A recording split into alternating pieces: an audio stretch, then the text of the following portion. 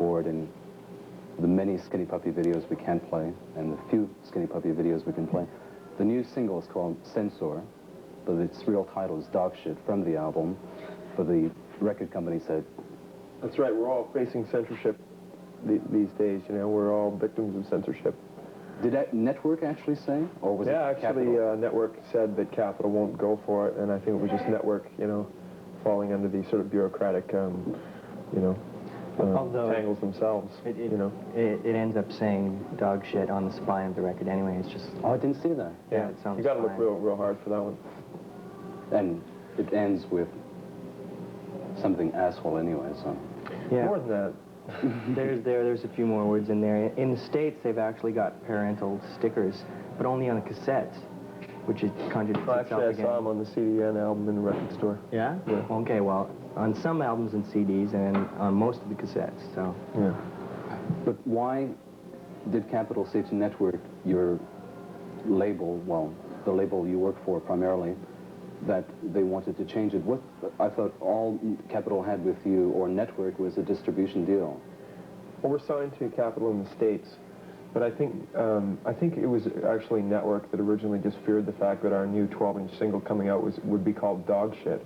So I mean, to get more hype involved, they asked us if it would be okay if we could change the name to something that wouldn't be like that, and we thought about it and thought, well, gee, I mean, you know, we're a victim of censorship anyways in every area, so why not go all the way and change the name of our song?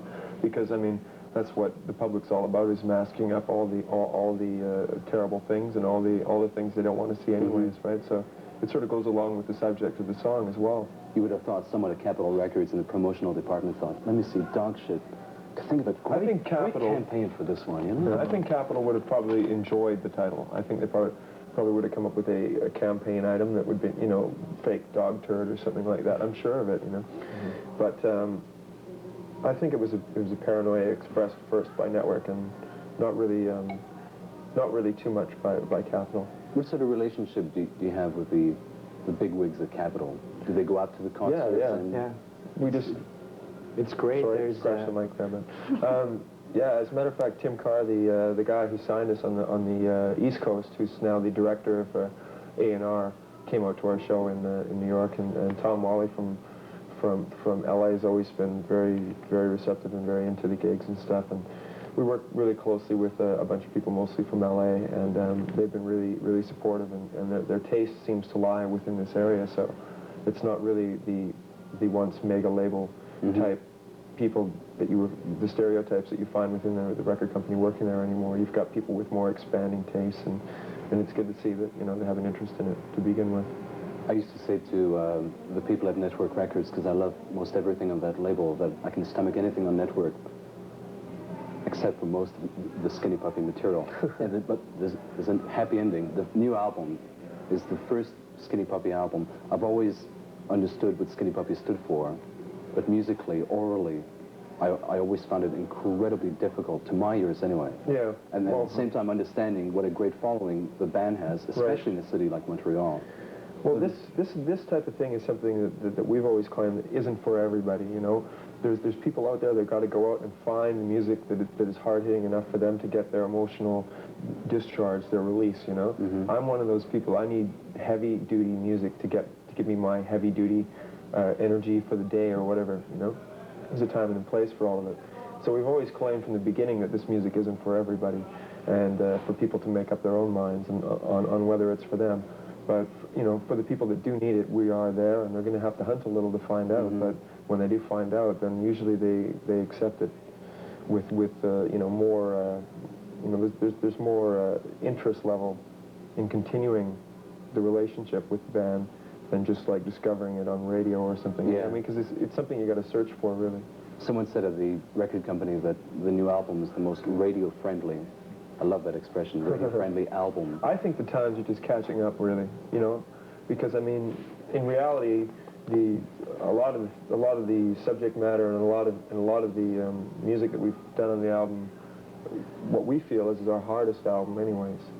And there's albums in the past that may be a little more grating, but the subject matter and the intensity has been refined to a point now where we can disguise it you know? So I really do feel that like that this album is a heavy album, but it's just, for the times being changing with like even television commercials now and stuff are using samples of like, you know, heavy duty Adrian Sherwood style drums and like sequences and everything, you know, so it's... The pace of things is a lot faster. People's minds are more capable, and it's perpetuation.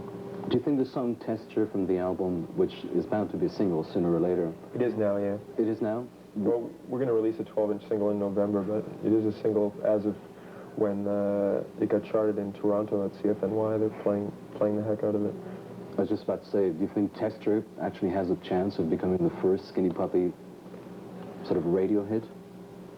I think there's a possibility. I mean, when we started out musically on this song, it was a bit of an experiment and to see how far we could actually take this melody that we came up with, and it was a bit of a surprise for us. You know, we don't actually sit down to try and write a commercial song or a non-commercial song. It just so happens that when we write, it turns out the way it does.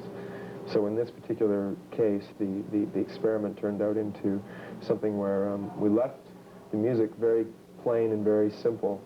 And the issue that we're dealing with on top of it is a plain and very simple issue too, the issue of animal rights and vivisection. So we thought to make people listen a little bit, we would, you know, hold back a little bit, not necessarily for a commercial single, but for an attempt for people to listen to the lyrics and see what we're talking about.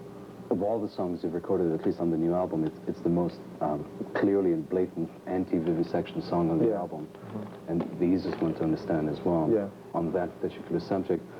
Am I wrong in saying that Skinny Puppy gets more press, more good press, and exposure outside of Canada? Belgium, Great Britain? I think there's just still the hometown Canadian band stigma where it's we're either not as taken as seriously.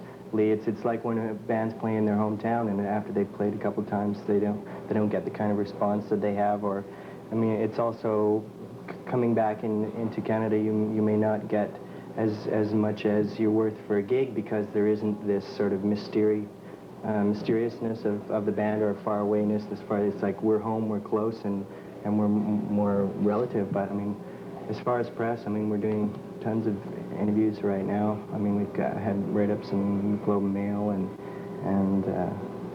and local stuff, especially in the last little while from the incident in Cincinnati.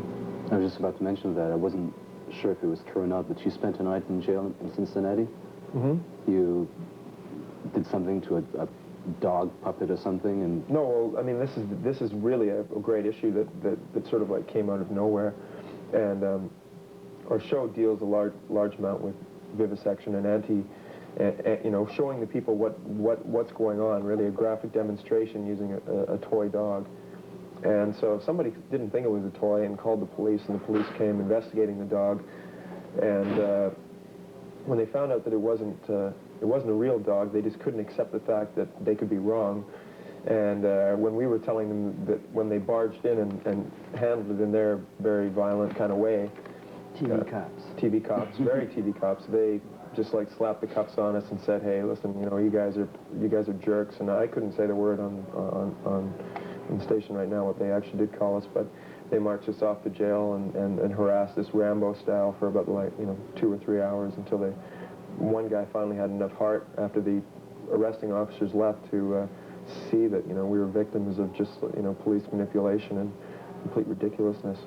But the ridiculous thing is that we were supposedly arrested for victimizing a dog on stage, like the testing supposedly, when they found out that we weren't. The irony of the whole thing is that it goes on 300 times a day in the laboratory, and the police aren't rushing in and arresting them and humiliating them and taking them to court for those purposes. So, I mean, I did a whole thing on vivisection and anti-vivisection and so on just a few weeks ago on this station, and I got my information from Civitas. Which, do you belong to an organization, or is there somebody backing you up? We have been, like, followed around the United States by various organizations, PETA and a few other animal rights groups. I'm not familiar of the names, but they're different in each area. And they'll set up a booth at the gig and provide information and buttons to all kinds of people who are going to be at the gig and want to find out more information about it. So it's just been a mutual thing that just come together. Yeah, it's good that the people are showing up on their own, setting up a booth and taking interest. You know? You also were involved in the animal rights compilation album. Not directly, even though we were asked to contribute a song to the thing. I believe it was too late to be included upon the album. Oh, you weren't on the album? No, actually, but we were asked. Be another one. They said they were going to do another one, so. Looks like someone wrote to me just a few days ago about the Skinny Puppy interview and sent me the, the postcard that went along with the Animal Liberation. Right, yeah. Well, the front cover of the album on a postcard writing about Skinny Puppy. The similarity would have been the network released that album. Yeah, just put two and two together. Do you still get... Listening to the first few Skinny Puppy records, I always associated Skinny Puppy as some sort of goth band. Do you still get the, what I call the frustrated Bajas or early Sisters of Mercy fans who... I'm sure. I mean, follow you around? There's roots for everything, and it seemed that in the time of like 1983, the focus was on Gothic art and that type of image, and it's a good place to start. It put us into the idea of wanting to not just go on stage and be a regular band, and wanted to go out and do something theatrical and give some people a reason to come out and see a show instead of just because we were just so bored of seeing bands play. Just performing just for the sake of... But I mean, to get caught up in the Gothic visual or whatever, too long is a big mistake, I think, and I think that to expand from there and to get interest in other areas is an important step as well. I've already made one mistake, so I don't mind doing two. Did you guys do some work with Edward Caspel at one point? Yes. A lot of the points. Yeah, a lot of points. And? Well, we've done two records as the Tear Garden. The Tear Garden, that's right, yeah. We've done the first one 12-inch EP, which is myself and Edward, and then we did an album called Tired Eyes Slowly Burning, and that was myself, Dwayne, and Edward, and a friend of ours from New York. And he also toured with us on the last American tour and the last European tour. He's a really good friend and very close. Because I saw the legendary Pink Dots just put out a new record. Yeah, I just noticed that as Blacklist, well. I haven't heard from him for a couple months now. We sort of stole him away for a few months there, to tour with us. Is there anything vaguely similar to Skinny Puppy in Vancouver? Yes.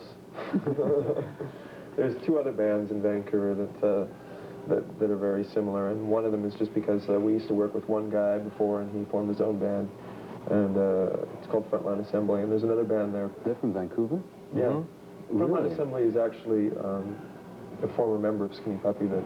I always thought they were from Belgium, because they record for a Belgian label. Mm-hmm. Right, yeah, they licensed their record over to Belgium. See the importance, kids, of have liner notes on albums so people like me can pretend they know a thing or two. I always thought they were from Belgium. Well, they're from Vancouver. It's Wilhelm Schroeder, who used to be... No, it used to be Wilhelm Schroeder. Well, it used to be Wilhelm Schroeder, it's now Bill Lieb. Unbelievable. Yeah. All that CanCon I didn't write down on my music sheets. No, because Vancouver seems to have such a great music scene. Yeah, well, I mean, it's fairly segregated, so I mean, tours and stuff like that don't come to Vancouver as often as they come to elsewhere on the East Coast, for instance. So people have to make up their own excitement, and the weeks are very long and tedious. So you tend to want to make up your own story, Thanks for coming. Thank you very much. Okay. This is great. This is what I wanted to know. No, they've got 2 albums, I think, Frontline Assembly. More, I think. Yeah.